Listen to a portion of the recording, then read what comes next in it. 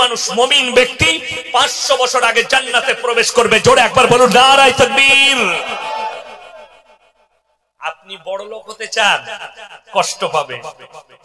এক একটা টাকার হিসেব আল্লাহর কাছে লাগবে। আর আপনি সকালে কাজে গেছেন, সন্ধ্যায় এসছেন 300 টাকা নিয়ে। সংসারে বিবি বললে আজকে 250 টাকা বাজার হয়েছে, 50 টাকা আপনার পকেটে জমলো। সকালে 10 টাকা চা খেলেন, 10 টাকা ভাড়া দিলেন, রইল 30 টাকা।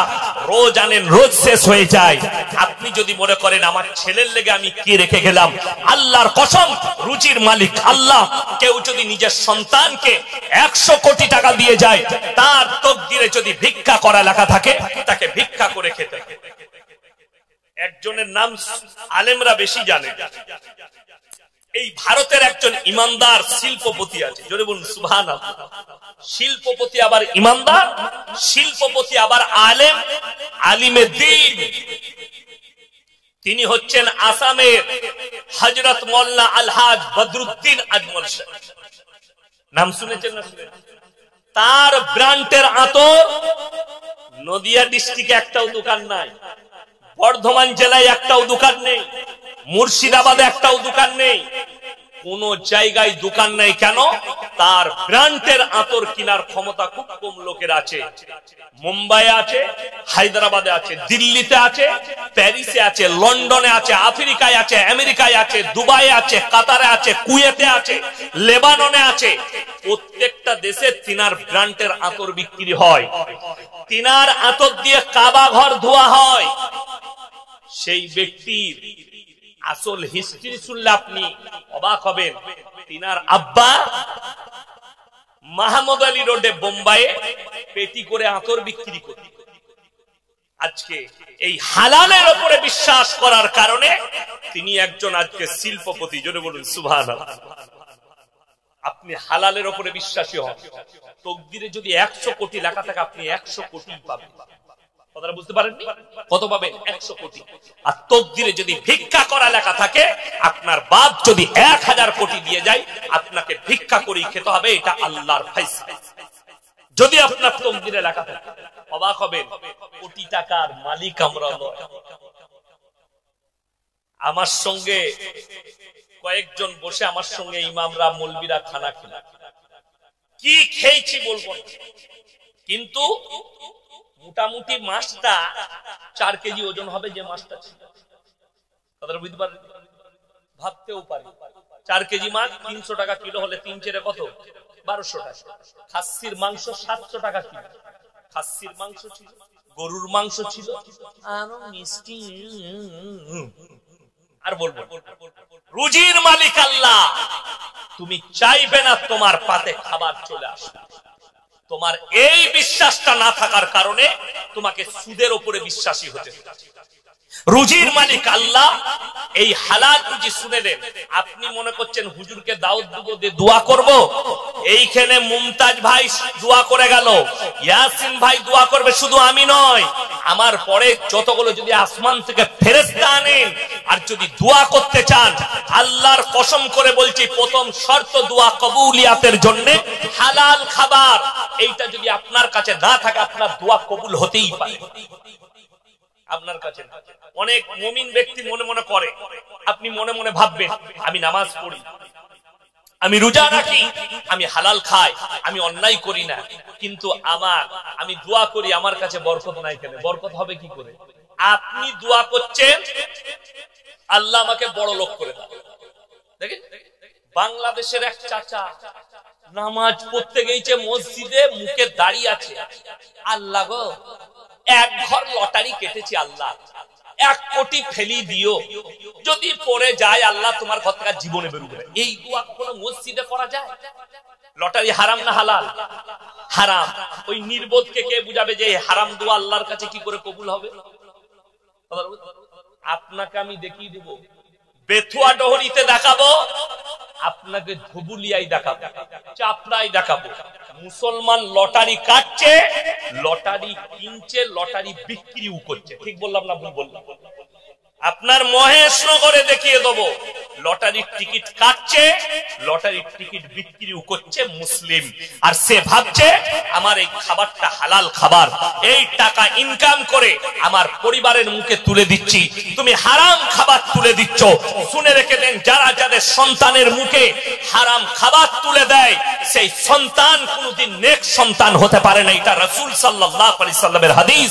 হে আমার সাহাবীরা, তোমরা নিজেরা হালাল খাও, সন্তান বিবির মুখে হালাল তুলে দাও, তারা নেক হবে, সালেহ হবে। আপনারা কি মনে করছেন সুদ খেয়ে হোক, যা কেউ হোক, বড় লোক হয়ে যাব? বড় লোক হলে ভালো মন্দ খাওয়া যায়? কোটি টাকা থাকলে ভালো মন্দ খেতে পাওয়া যায়? কে বললো আপনাকে? যদি এটা বিশ্বাস না হয়, সকালবেলায় উঠে ধুবুলিয়ায় গিয়ে ট্রেন চাপেন বেতুয়ায়, চলে যান কলকাতা শিয়ালদা, নেমে কলকাতায় প্রেসিডেন্টি জেলে গিয়ে পার্থবাবুকে জিজ্ঞেস করে আসুন, স্যার টাকাই কত? উনি বলতে পারবেন। গার্লফ্রেন্ডের ঘর থেকে 250 কোটি টাকা বেরিয়েছে, জেলের কুঠরিতে পুরা রুটি খেতে হচ্ছে, তার নাম আল্লাহ। 100 কোটির মালিক, গলাটা চিড়ে এখানে পাইপ ভরা আছে, লিকুইড খাবার যাচ্ছে, দাঁতে চিবিয়ে খাবার নিছে। তারপরেও তুমি আল্লাহকে বিশ্বাস করো না যে রুজির মালিক আল্লাহ? কোরআন শুনেলেন। এরপরে হযরতে মারিয়াম, ঈসা নবীর মা, নিজেকে যখন পর্দা করে নিল, ওয়াজকুর ফিল কিতাবি মারিয়াম ইদিন তাবাদাত মিন আহলিহা মাকানান শারকিয়্যা, পূর্ব দিকে এক স্থানে নিজেকে পর্দা করে নিল। তার ঘরের বন্দি ঘরের ভেতরে আল্লাহ তাআলা জান্নাত থেকে খাবার পাঠাচ্ছেন। জোরে একবার বলুন সুবহানাল্লাহ। তার কাছে, মারিয়ামের কাছে কি কি খাবার? আশ্চর্য সব খাবার, যে ফল ফ্রুট দুনিয়ায় নেই। হযরতে জাকারিয়া বললেন, ক্বালা ইয়া মারইয়ামু আন্না লাকি হাযা, ওগো মারইয়াম, তোমার কাছে এই সমস্ত ভালো মন্দ, আকরন, মুনাক্কা, কাজু, কিশমিশ, পেস্তা, বাদাম, এত দামি খাবার কোথা থেকে আসছে? হযরতে মারইয়াম বললেন, ক্বালাত হুয়া মিন ইনদিল্লাহ ইন্নাল্লাহা ইয়ারযুকু মান ইয়াশাউ বিগাইরি হিসাব। আল্লাহ যাকে ভালোবাসেন, আল্লাহ যাকে পছন্দ করেন, তাকে বেসুমার রিজক দান করেন। কোথা থেকে দেব, কেমন করে দেব, আমি আল্লাহ ছাড়া পৃথিবীর কেউ জানে না। জোরে একবার বলুন সুবহানাল্লাহ। আমি আল্লাহ রুজি দান করব, পৃথিবীর কেউ জানে না। আমাদের দেশের লোক কত বড় নির্বোধ বলে দিই, মুসলিম সমাজ নামাজ পড়বে না, রোজা রাখবে না, আল্লাহর কাছে কাঁদবে না। যারা দোয়া করবেন আল্লাহর কাছে একটা দোয়া সবাই করব, সকলে জোরে বলুন ইনশাআল্লাহ। নামাজের পরে বাড়িতে যখনই আল্লাহর কাছে কাঁদবেন, এই দোয়াটা চাইবেন, আল্লাহ তুমি আমাকে মৃত্যুকাল পর্যন্ত হালাল রুজি দাও, ইজ্জতের রুজি দান করো, সম্পদ লয়। যারা মালের দোয়া করে, সম্পদের দোয়া করে, তারা কত বড় নির্বোধ শুনেলেন। আল্লাহ রাসূল সাল্লাল্লাহু আলাইহি সাল্লাম হাদিস বর্ণনা করলেন। হে আমার সাহাবীরা শোনো, একজন মালদার মুমিনের থেকে একজন গরিব মানুষ, মুমিন ব্যক্তি 500 বছর আগে জান্নাতে প্রবেশ করবে। জোরে একবার বলুন নারায়ে তাকবীর। আপনি বড় লোক হতে চান, কষ্ট পাবে। একটা টাকার হিসেব আল্লাহর কাছে লাগবে। আর আপনি সকালে কাজে গেছেন, সন্ধ্যায় এসছেন 300 টাকা নিয়ে, সংসারে বিবি বললে আজকে 250 টাকা বাজার হয়েছে, 50 টাকা আপনার পকেটে জমলো। সকালে 10 টাকা চা খেলেন, 10 টাকা ভাড়া দিলেন, রইল 30 টাকা। রোজ আনেন, রোজ শেষ হয়ে যায়। আপনি যদি মনে করেন আমার ছেলের লেগে আমি কি রেখে গেলাম, আল্লাহর কসম, রুজির মালিক আল্লাহ। কেউ যদি নিজের সন্তানকে 100 কোটি টাকা দিয়ে যায়, তার তকদিরে যদি ভিক্ষা করা লেখা থাকে, তাকে ভিক্ষা করে খেতে হবে। একজনের নাম আলেমরা বেশি জানে। এই ভারতের একজন ইমানদার শিল্পপতি আছে, জোরে বলুন সুবহানাল্লাহ। শিল্পপতি আবার ইমানদার, শিল্পপতি আবার আলেম, আলিমে দ্বীন। তিনি হচ্ছেন আসামের হযরত মোল্লা আলহাজ বদরুদ্দিন আজমল সাহেব। নাম শুনেছেন না? তার ব্র্যান্ডের আতর নদিয়া ডিস্ট্রিক্টে একটাও দোকান নাই, বর্ধমান জেলায় একটাও দোকান নেই, মুর্শিদাবাদে একটাও দোকান নেই, কোন জায়গায় দোকান নেই। কেন? তার ব্র্যান্ডের আতর কেনার ক্ষমতা খুব কম লোকের আছে। মুম্বাই আছে, হায়দ্রাবাদে আছে, দিল্লিতে আছে, প্যারিসে আছে, লন্ডনে আছে, আফ্রিকায় আছে, আমেরিকায় আছে, দুবাইয়ে আছে, কাতারে আছে, কুয়েতে আছে, লেবাননে আছে। প্রত্যেকটা দেশে তিনার ব্র্যান্ডের আতর বিক্রি হয়। তিনার আতর দিয়ে কাবা ঘর ধোয়া হয়। সেই ব্যক্তির আসল হিস্ট্রি শুনলে আপনি অবাক হবেন। তিনার আব্বা মাহমুদ আলী রোডে বোম্বাইয়ে পেটি করে আতর বিক্রি করত। আজকে এই হালালের উপরে বিশ্বাস করার কারণে তিনি একজন আজকে শিল্পপতি। জোরে বলুন সুবহানাল্লাহ।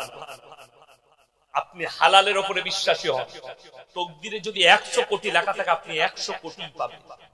কথাটা বুঝতে পারেননি? কত পাবেন? 100 কোটি।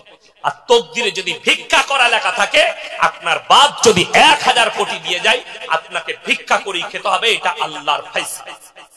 যদি আপনার তকদিরে লেখা থাকে, অবাক হবেন শুনে আমাদের সমাজ কতটা নির্বোধ। আমার মাদ্রাসায় আমার বেতন 11,000 টাকা। আপনাদের ইমাম সাহেব কোথায়? আপনি? ও আল্লাহ, ইমাম সাহেব বসে আছে। আপনার বেতন কত? কটা মসজিদ? 5টা মসজিদ। মহেশনগরের মতো গ্রামে যদি 5,000 টাকা ইমামের বেতন হয়, নামাজ হবে। কোন বাপের বেটা আমার ফতোয়া কেটে দিলে সেই মৌলবীকে আমি স্টেজে ডাকি, নামাজ হবে। পরিষ্কার কথা। যাই হোক, আচ্ছা বলুন, ইমাম সাহেবের বেতন 5,000 আর আপনি প্রত্যেকদিন ব্যবসা করেন 20,000 টাকা রোজ রোজগার করেন। সে ইমামকে বলছে, হুজুর আমার ব্যবসা না খুব খারাপ যাচ্ছে, কি করবো বা? বলে, হুজুর একটা বরকতের তাবিজ দিন। আচ্ছা, যে লোকটা রোজ 20,000 টাকা রোজগার করে, মাসে কত ইনকাম হতে পারে? 3 কোটি কত? 60। 6 লাখ টাকা, 6 লাখ। ইমামের মাসে বেতন কত? 5,000। তো যদি ইমামের তাবিজে তোর ব্যবসায় বরকত হবে, তো তুই আগে বড় লোক হবি না ইমাম আগে হবে? আচ্ছা, আমরা মৌলবীরা বুকা যে লোককে তাবিজ দিয়ে বড় লোক করে দেবো আর আমরা গরিব থাকবো? পৃথিবীতে এরকম বুকা লোক আছে। কিন্তু অবাক লাগে, আপনি আমার কাছে তাবিজ নিচ্ছেন, আমি আপনাকে বরকতের তাবিজ দিচ্ছি, অথচ আমার বেতন 11,000। কষ্টটাই যায়। শুধু তাই নয়, এখন তো এমন ডেঞ্জার দাঁড়িয়েছে, অনেক মেয়েরা ছেলে হচ্ছে না, অসুবিধা নাই, এমন হুজুর আছে তাবিজ দিলেই বেটা ছেলে। হ্যাঁ, বলছে আমার তাবিজে বেটা ছেলে হয়। খোঁজ নিয়ে দেখুন, সে হারাম করে একটা বেটা না। আমি আসি, আচ্ছা আমি তাবিজ লিখতে পারবো না? পারবো। কথা বলে না? পারবো। তাহলে আমার কটা বেটা হওয়া দরকার ছিল? আমার তো দুটোই মেয়ে, দুটোই মেয়ে। তো আমাদের তাবিজে বেটা ছেলে হলে পঞ্চায়েতের প্রধান তোমরা কি করে হতো? হুজুররা হতো। ইসলামে 4টা বিয়ে জায়েজ না জায়েজ নাই? জায়েজ আছে। 4টা বিয়ে করতাম, 4 10 কত? 40টা বেটা। প্রতি বছর একটা করে একটা বইয়ে 4টা করে হতো, 4 10 40। পঞ্চায়েত কা? লাঠির জোর আমার পঞ্চায়েত আমার। কথাটা বুঝতে পারেননি? অবাক লাগে, আমাদের ছেলে হচ্ছে মেয়ে। এইটাই দুর্বলতা। এই আমাদের কিছু যুবক যুবতী আছে, এরা যে কেন কলেজে পড়াশোনা করেছে আল্লাহ ছাড়া কেউ জানে। এরা কত দুর্বল বলে দি, কত মূর্খ। কলেজে পড়ছে, কিসে পড়ছি রে? হাডিয়া। কিসে পড়ছি? বলে এমএ করছি। কিন্তু হারামখোর 7 মাস একটা মেয়েকে প্রেম করেছে, এরপরে মেয়েটা মোবাইল সুইচ অফ করে দিয়েছে আর ফোন তুলে না। এই তখন হুজুর খুঁজে বেড়াচ্ছে, কি হলো রে? কেন বলছে সুইচ খুলছে না, যা টাকা লাগে একটু ফোনের সুইচটা খুলে দে। শালা হুজুরের তাবিজে ফোনের সুইচ কি করে খুলবে? হ্যাঁ, হুজুর বললে বাবা চিন্তা নেই, 5,001 টাকা দাও, সুইচটা 1 সপ্তাহের মধ্যে খুলে যাবে। মোবাইলে খালি অ্যাড গুলো দেখে নেন, এক এক হারামখোর এক এক রকম অ্যাড দিচ্ছে। কেউ 72 ঘন্টার মধ্যে কারো বউ পালিয়ে গেলে এনে দেয়। আমি একজনকে ফোন করেছিলাম কলকাতায়, বাবাটার নাম করব না, তাকে সবাই চিনে যাবে। কেন? অনেকজন শুনবে আমার জলসা। তাকে বলছি, ভাই তুমি বশীকরণ করতে পারো? বলে হ্যাঁ। মেয়ের নাম বলুন, কাকে বশ করতে হবে? আমি বললাম আমি মোদিজিকে বশ করতে চাই, সে যেন আমার কথাই চলে।